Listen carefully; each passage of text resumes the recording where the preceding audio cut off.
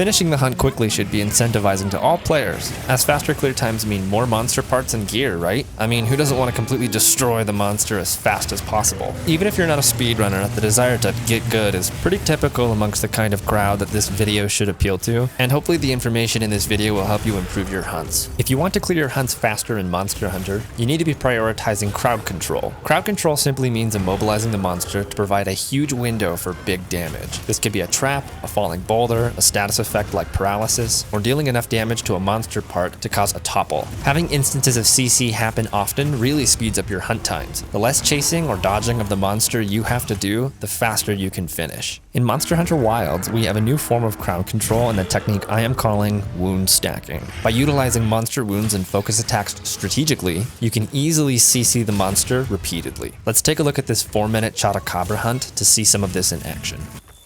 I open the hunt with a sneak attack, immediately opening a wound on the left leg. I focus attack this wound, causing the first topple of the monster, and giving me a big window for damage.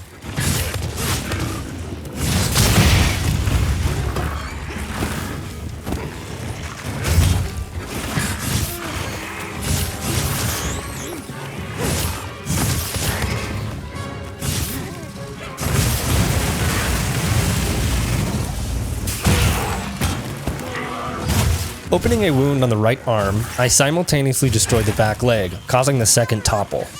I avoid focus attacking the available wound while the monster is knocked down. Instead, I continue to attack the head, opening another wound.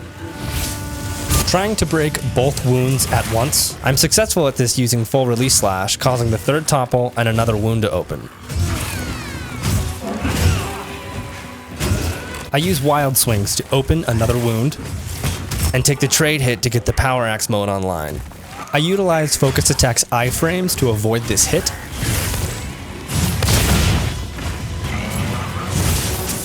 And after a series of successful reads on the monster, I destroy another wound on the back leg, causing the fourth topple. That is 4 knockdowns in 2.5 minutes.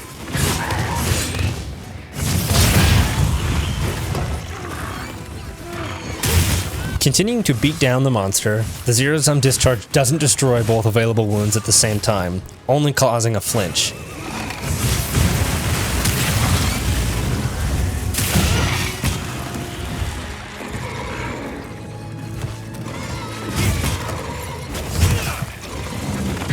Moments later, the monster tries to escape, but I prevent it by focus attacking the wounded arm on the far side of the monster's body due to the reach of the axe, getting the 5th knockdown.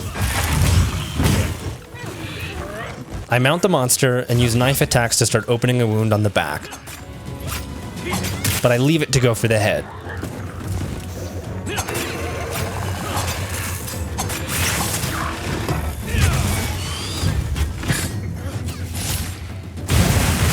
After finishing the mount sequence, toppling the monster for the 6th time, I use zero-sum discharge to finish opening the wound on the back, dealing extra damage to finish the monster off.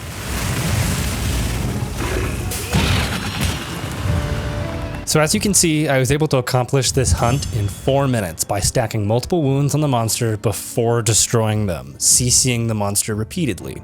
Here are some additional tips on using wound stacking effectively. Open at least 2 wounds while mounting, leaving the second one to topple the monster for later.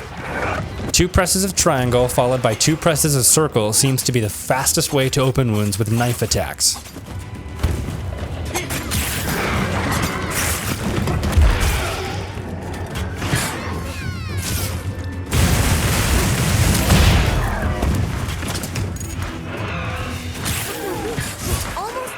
Ideally, destroy multiple wounds at once to guarantee a monster topple.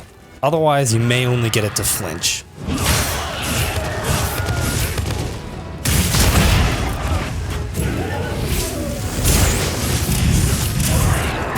Delay using focus attacks on wounds until monsters can be interrupted.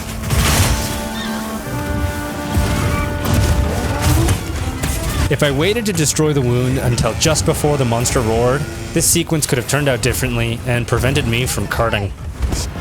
However, sometimes you may want to use focus attacks to instead reposition.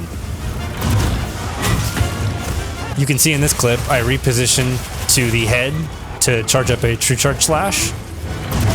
hoping to get the monster to flinch or do something to fall into the pit trap, which I'm successful at doing. And here again, I end up going for a wound attack on the wing, probably slightly too early, thinking I could maybe follow up on this tail.